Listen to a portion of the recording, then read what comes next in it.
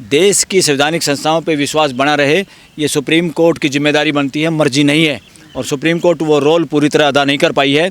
अब मुझे उम्मीद है कि सीजीआई गवई के टेन्योर में सुप्रीम कोर्ट अपनी वो ड्यूटी पूरी करेगी। और आज जस्टिस गवई आए हैं तो कैसा माहौल बदलता है। तो अंदाज़ा लगाइए कि सभी जाति, सभी रिलीजन को प्रतिनिधित्व मिलता है तो कैसे न्याय मिलता है लोगों को। ये अभी एग्जाम्पल है ना, SC और OBC की रिजर्वेशन। और हमने तो अपने लेटर में, मैं एक्सेप्ट करता हूँ, मैंने एक्स-सर्विसमैन का उसमें नाम नहीं लिखा, मैंने ये लिखा था कि भाई ये जब रिजर्वेशन एक उसको दे रहे हैं तो बाकी को रिजर्वेशन सेंटर में अथोराइज हैं उसको सबको क्यों नहीं देते। तो उन्होंने अपनी तरफ से ये अच्छा काम किया, हैंडीकैप को भी, एक्स-सर्विसमैन को भी और स्वतंत्रता सेनानियों के बच्चों को भी जोड़ दिया इसमें। बहुत अच्छा, सबका हक बनता है। तो क्या सर इस चीज़ का श्रेय गवई साहब को जाएगा? और डेफिनेटली गवई साहब को भी जाएगा, और कैप्टन को तो जाता ही है कि अपनी टीम को साथ लेके ये काम कर दिया उन्होंने। और दूसरा, हम ये कहेंगे कि समाज के लोग और एडवोकेट अगर जागरूक हैं और वो नॉकिंग ऑन द डोर करते हैं तो उसके रिजल्ट निकलते हैं। हमने नॉकिंग ऑन द डोर किया, हमने कहा ये गलत है, अधूरा है, इसको पूरा किया जाए, और वो पूरा किया सुप्रीम कोर्ट ने। क्या बदलाव होगा सर इससे? बदलाव क्या होगा? अब बदलाव तो अब जस्टिस गवई के चीफ जस्टिस बनने से क्या बदलाव हुआ है? क्या हुआ बताओ? यही फैसला देखिए। और लोगों को उम्मीद है कि गरीबों को न्याय मिलेगा, आम आदमी को न्याय मिलेगा। बुलडोजर जस्टिस भी उन्होंने वो किया। उन्होंने, जिन जजों ने, कोर्ट ने ये कह दिया था बेल नहीं मिलेगी UAP PMLA में, bail is not rule, jail is rule, यहाँ तक की बात कह दी थी। वो जज अभी भी बैठे हैं सुप्रीम कोर्ट में। और जस्टिस गवई को कल वो कृष्णा अय्यर, जस्टिस कृष्णा अय्यर के मेमोरियल लेक्चर में कहना पड़ा, जो सबसे अच्छे जज थे देश, यस, कि मैंने bail is rule, jail is exception, कि जमानत अधिकार है, कानून है, और जेल अपवाद है, इसको मैंने पुनर्स्थापित किया है। ये इनको क्यों कहना पड़ा? तो इसका मतलब क्या है? जो जज हैं जिन्होंने इसको कहा था नहीं जेल नियम है, तो इसका मतलब उनकी मेंटलिटी कैसी थी? वो संविधान की मेंटलिटी है कि नहीं मेंटलिटी है?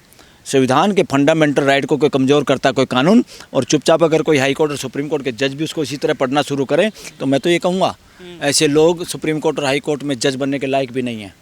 अगर जो बने हुए हैं वो गलत हैं, उनको इस्तीफा देकर अपने घर चले जाना चाहिए। गवई साहब ने कल जिस बयान का, आप जिस मीटिंग का जिक्र करें, उसमें कहा कि जजों को स्वतंत्रता बनाए रखनी चाहिए। इसका मतलब क्या है? स्वतंत्र नहीं है ना, दबाव है ना। इसका मतलब जज न्याय देने के लिए बने, जब सरकार बदमाशी करे, पार्लियामेंट गुंडई पे उतर आए, 100 से ज़्यादा MPO को सस्पेंड करने लग जाए स्पीकर और सभापति, तब ये ड्यूटी है सुओ मोटो।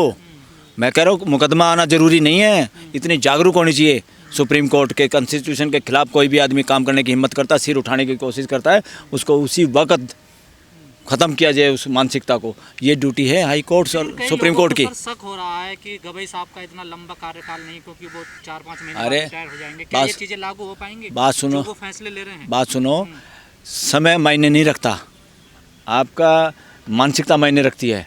आप अच्छी मानसिकता के जज हैं तो आप 6 महीने में भी उस तरह की जजमेंट दे देते हैं जो देश के लिए मिसाल बन जाती है। और जस्टिस गवई का टेन्योर बेशक छोटा है, उन वोकल वकीलों की वजह से सुप्रीम कोर्ट हाई कोर्ट के जजों को भी ताकत मिलती है। हमारे जैसे लोगों की वजह से, बहुत सारे हमारे जैसे लोग जितने भी हैं जो भी इस वक्त बोले हैं, जब पूरा देश चुप था, तो बहुत सारे देश के वकील भी जो सब बोलना चाहते हैं, अंदर खाने हमारे साथ हैं, मगर हिम्मत मिलती है उनको। तो जजों को भी हिम्मत मिलती है, और जजों की, कोई जज हिम्मत करता है तो उससे वकीलों को भी हिम्मत मिलती है। सुप्रीम कोर्ट में क्या बदलाव देखने को मिलेगा? जज का जो ये रिजर्वेशन जो लागू, नियुक्ति होने से अंदर जो है, जो काम करने का तरीका है, जो न्याय मिलने के तरीके में बहुत सारी चीज़ें प्रभाव डालती हैं। जज होना और जज के स्टाफ में होना हर समाज के तबके का बहुत ज़रूरी है, उससे बहुत फ़र्क पड़ता है। अंदरूनी कामों पे भी असर पड़ता है, अंदरूनी कामों पे भी असर पड़ता है। अंदरूनी कोई केस को दबा के बैठना, कोई केस को समय से पहले लगा देना, कोई नीचे गड़बड़ करना, बहुत बार चीफ जस्टिस को भी पता नहीं होता कि कोर्टों में कई बार ऐसे हुआ, यहाँ पर शिकायतें हुई हैं कि केसों को किसी जज के सामने लगवाना या किसी केस को लगने नहीं देना। इसका मतलब कोई लोग हैं अंदर इस मानसिकता के। तो जब हर समाज के वहाँ वकील, वो एम्प्लॉय होंगे, तो वो अंदर की गड़बड़ें भी कम होती हैं। वैकेंसीज तो भरी नहीं जा रही सर हर जगह। तो ये सुप्रीम कोर्ट में अब आरक्षण लागू हो गया, तो क्या इसमें भरी जाएंगी? और क्यों नहीं भरी जाएगी? नहीं भरी जाएंगी तो हम लोग बैठे हैं ना यहाँ पर। अगर हमें जिस बात का गड़बड़ का पता चलेगा, हम आवाज़ उठाएंगे, रोकेंगे उसको। हम वो बेसहारा की तरह, ये नहीं कोई हमारी सुनता नहीं, अरे हमें सुनाने में हिम्मत होनी चाहिए, किसके कान बहरे हैं, हम सबको सुना सकते हैं। तो सर क्या 27% ही आरक्षण लागू होगा जो ओबीसी का? यस, पूरा होगा, पूरा होगा। और फ्यूचर में जब देश में बढ़ेगा ये जनसंख्या के आधार पे, डेमोग्राफी के आधार पे, तब वो यहाँ भी बढ़ेगा। SC ST के लिए आरक्षण लागू हुआ था तो इमीडिएटली मैंने लेटर पटिशन दिया था चीफ जस्टिस को और सभी जजों को, ईमेल भी किया और हार्ड कॉपी भी दी 1 तारीख को। और ये अच्छा हुआ और ये कहीं ना कहीं जजों को लगा होगा कि बिल्कुल ये तो बात सही है। जब आप सिमिलर आर्टिकल 14 का मैंने इसमें हवाला दिया कि ये कानून के सामने सब बराबर हैं, अगर एक रिजर्वेशन को लागू कर रहे हैं तो दूसरी रिजर्वेशन भी जब ऑलरेडी पास है उन लोगों की सेंटर द्वारा, तो ये भी सेंटर का, ये राज्य के 3 अंग होते हैं, जुडिशरी, लेजिस्लेचर और एग्जीक्यूटिव सरकार। तो सारे अंगों पे वो कानून बराबर तौर से लागू होना चाहिए था, बहुत पहले ही होना चाहिए था। मुझे नहीं लगता इतने साल लग क्यों गए। तो हमने पटिशन दिया तो 30 तारीख को कोर्ट ने वो फैसला लिया। और अब क्या है, वो नोटिफिकेशन जो SC ST के लिए किया था वही दोबारा से चेंज करके उसमें SC ST OBC ex serviceman handicap सब लोगों का एक ही वो हो गया, जो हमने मांग की थी अपनी सुप्रीम कोर्ट लॉयर फोरम के ब्याह पे। मैं क्योंकि कन्वीनर हूँ उस ऑर्गेनाइजेशन का, तो मैंने वो लेटर पटिशन दिया था और मुझे बड़ी खुशी है कि इस तरह का एक काम हो गया। सरकार के वकील तो विरोध कर रहे हैं इस चीज़ का कि जो है अभी ना लागू किया जाए इस तरीके से। सरकार के वकील कौन? सरकार के वकील, सरकार के वकील विरोध करेंगे? ये सरकार का कोई वकील विरोध नहीं करेगा। वर्णवादी मानसिकता, मनुवादी मानसिकता इसका विरोध करती है हमेशा। और वर्णवादी और मनुवादी मानसिकता के लिए इस देश में कोई जगह नहीं, चाहे वो वकील के रूप में हो, चाहे कोई जज के रूप में हो, चाहे कोई PM CM मंत्री संतरी राष्ट्रपति के रूप में हो, उसके लिए कोई जगह नहीं है वर्णवाद के लिए। देश की गवर्नेंस में, देश की मानवीय व्यवस्था में जो संविधान के तहत स्थापित है, और अभी तो और ज़्यादा स्थापित हो जानी चाहिए थी, देश में अभी भी मानवीय व्यवस्था की जगह राजशाही तानाशाही का मानसिक मेंटेलिटी है पॉलिटिशियन की भी। वो देश को ऐसे चलाना चाहते हैं और इस तरह से व्यवहार करते जैसे वो कोई राजा हों, जबकि इस देश में डेमोक्रेसी में कोई राजा वाजा का कोई मतलब नहीं है। और सब लोगों की भागीदारी व्यवस्था में ज़रूरी है, हर तबके की, हर वर्ग की, हर भाषा की, हर स्टेट की, हर जाति की, हर संप्रदाय की। तो उसी के तहत ये अच्छा काम किया सुप्रीम कोर्ट ने। अंदाज़ा ये लगाइए आप, जो काम उसी वक्त होना चाहिए था जब सेंट्रल गवर्नमेंट ने किया, वो सुप्रीम कोर्ट में लागू होने में इतना समय लगा। इससे जो बार बार मैं कहता हूँ कि एक तरीके से हाई कोर्ट और सुप्रीम कोर्टों पे भी कब्जा रहा है इस देश के अंदर। अब वो कब्जा धीरे धीरे देरी किसकी तरफ से? ये सुप्रीम कोर्ट की ने देरी करी या सरकार की तरफ से? सुप्रीम कोर्ट की, सरकार का इसमें क्या रोल था? सुप्रीम कोर्ट की देरी है। CJI जो गवई साहब है उन्होंने कहा मुझे कोई पद उद नहीं चाहिए, तो क्या उन्होंने क्लियर कर दिया है, एक संदेश दिया है साहब? बिल्कुल ये इसलिए संदेश दिया, क्लियर कट संदेश दिया कि भाई कोई हमारे से उम्मीद ना करें, गलत उम्मीद ना करे, कोई मेरे ऊपर गलत काम कराने का प्रेशर ना करे, मैं नहीं करूँगा। इसलिए और इंडिपेंडेंट रह के काम करें। उनको सब पता है क्या प्रेशर होता है, क्या क्या होता है। वो इतना लंबा दौर था उनका जज रहने का, हाई कोर्ट में भी सुप्रीम कोर्ट में भी, उनको सब पता है कौन कैसे दबाव डालते हैं और कैसे लोगों के अधिकारों का हनन होता है, वो बेहतर जानते हैं इस बात को। पूर्व जो CJI थे DY चंद्रचूड़ 6 महीने से ज़्यादा हो गए उनके, उन्होंने बंगला खाली नहीं करा दिया। हाँ, वो बेवकूफ़ी है, वो बेवकूफ़ी है, नॉनसेंस है। और अखबार में कहता है मेरी 2 बेटियाँ, अरे भाई आपने गोद ली है, हम सैल्यूट करते हैं, आपने हैंडीकैप बच्चों को गोद लिया है, ये पूरे समाज को इस तरह का रोल अदा करना चाहिए, हम आपको सैल्यूट करते हैं। मगर आप उसका बहाना बना के एक चीफ जस्टिस का बंगला ना छोड़े, कल कोई राष्ट्रपति नहीं छोड़ेगा कि मैंने भी 2 लड़कियां गोद ले रखी हैं, मैं राष्ट्रपति भवन खाली नहीं करूँगी। कल का मोदी भी गोद ले लेगा 2 बच्चों को और कहेगा मैं भी ये घर नहीं छोड़ूंगा, बाहर तो मुझे कोई मार देगा या बाहर तो मुझे खतरा है, तो मुझे तो ये दे दो। तो भाई तुम काम ऐसे क्यों करते हो, तुम्हें खतरा है? तुम्हें जो मकान जिसका है सरकारी मकान उसको खाली करना चाहिए। ये लेटर जाने की जरूरत नहीं थी, उनको पहले खाली कर देना चाहिए था। संजीव खन्ना तो बोले नहीं तो उसी वक्त संजीव खन्ना को भी दर्द रहा होगा कि मैं चीफ जस्टिस वाले मकान में नहीं रह पाया। तो ये काम नहीं करना चाहिए, उनको शोभा नहीं देता, ये गलत है, इमीडिएट खाली करना चाहिए। बिहार में वोटर वेरिफिकेशन केस का जो सुनवाई सुप्रीम कोर्ट में होगा, क्या लग रहा है इससे CJI का रुख समझ में आएगा? मतलब कुछ इसमें रॉकेट साइंस नहीं है, ये बदमाशी है इलेक्शन कमीशन की। और मैं तो कहता हूँ पहली बार देश के अंदर जांच होनी चाहिए कि ये फैसला कैसे लिया। डेमोक्रेसी में कोई भी फैसला बिना तथ्यों के, बिना लॉजिक, बिना रीजनिंग और इस फैसले की क्यों जरूरत पड़ी उसका कारण बताए कोई भी फैसला नहीं कर सकता। इवन एडमिनिस्ट्रेशन लेवल पे भी फैसला नहीं लिया जा सकता। ये फैसला बाइस्ड है, ये हैंड्स इन ग्लोव्स है, ये ब्रीच ऑफ ट्रस्ट है और ये देश के साथ धोखा है, संविधान की हत्या है और इलेक्शन कमीशनर अपराधी है। इसकी जांच होनी चाहिए और इम्पीचमेंट के आदेश कोर्ट की तरफ से जाने चाहिए। मैं तो कह रहा हूँ अपोजिशन को इम्पीचमेंट लाना चाहिए, इम्पीचमेंट हो या ना हो, मगर उसको इन लोगों को नंगा करने की ज़रूरत है, एक्सपोज करने की ज़रूरत है देश के सामने।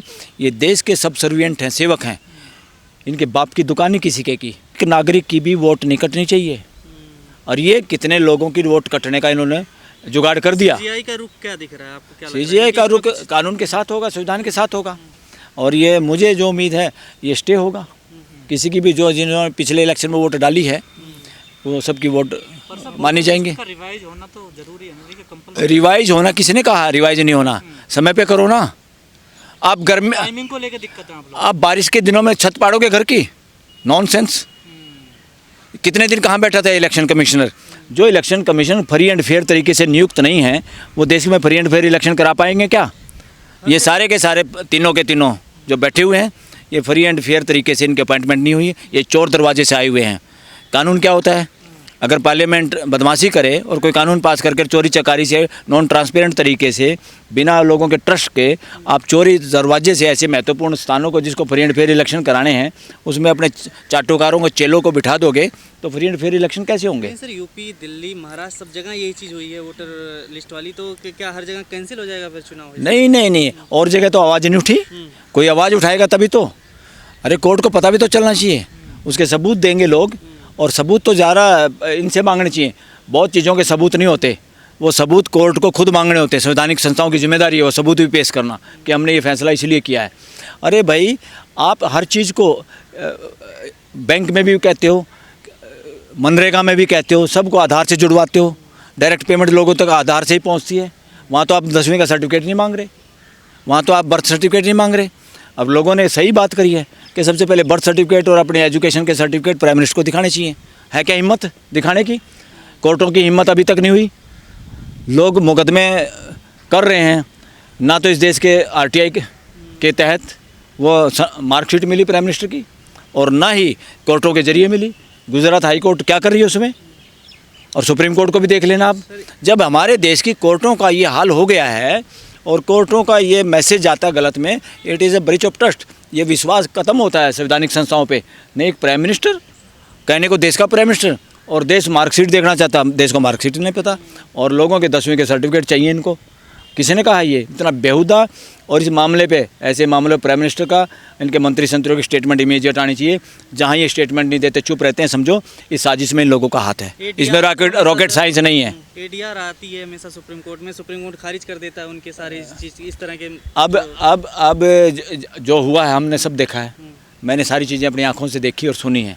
अब ऐसा नहीं होगा, वो जो कुछ हुआ गलत हुआ, गलत हुआ। अगर सही न्याय हो जाता अभी तक, देश की संवैधानिक संस्थाओं पे विश्वास बना रहे, ये सुप्रीम कोर्ट की जिम्मेदारी बनती है, मर्जी नहीं है। और सुप्रीम कोर्ट वो रोल पूरी तरह अदा नहीं कर पाई है। अब मुझे उम्मीद है कि सीजीआई गवाही के टेन्योर में सुप्रीम कोर्ट अपनी वो ड्यूटी पूरी करेगी। लोकतंत्र में कोई भी संवैधानिक संस्था हो या कोई भी सरकारी कर्मचारी हो, विभाग हो, सबकी ड्यूटी है, सब फैसिलिटेटर होते हैं। फैसिलिटेटर, कोई डिक्टेटर नहीं हो सकता। तो इलेक्शन कमीशन ऑफ इंडिया भी देश में फ्री एंड फेयर इलेक्शन कराने के लिए एक फैसिलिटेटर की भूमिका में है। लोकतंत्र में फैसिलिटेटर के अलावा सरकार और कुछ नहीं कर सकती। लोगों के गले में अंगूठा नहीं अड़ा सकती, लोगों के फंडामेंटल राइट को बढ़ाने की बात कर सकती, उसकी सुरक्षा की बात कर सकती, उसको नुकसान नहीं पहुंचाने की बात कर सकती। जैसे एक आदमी निरअपराध, जो अपराधी नहीं है वो जेल में नहीं जाना चाहिए, चाहे 100 अपराधी छूट जाएं। इसी तरीके से अगर कुछ लोगों की बोगस वोटें भी हैं, मगर किसी भी एक सिटीजन की वोट नहीं कटनी चाहिए। हर एक की वोट न केवल बनाना, उस वोटर को बिना भय, बिना लालच के पोलिंग बूथ तक पहुंचाने की ड्यूटी भी इलेक्शन कमीशन ऑफ इंडिया की, ताकि हर आदमी मतदान कर सके, हर वोटर मतदान कर सके। ये इलेक्शन कमीशन ऑफ इंडिया अपनी ड्यूटी पूरी नहीं कर पाया है, क्योंकि देश में अभी मतदान बहुत कम हो रहा है। देश में मैक्सिमम परसेंटेज मतदान कराने की ड्यूटी है, जिसे इलेक्शन कमीशन ऑफ इंडिया लगातार भाग रहा है। इसलिए अपने वो काम करने की बजाय ये परसेंटेज ऑफ वोट और भी कम करना चाहते हैं, इसलिए ये संविधान के अपराधी हैं।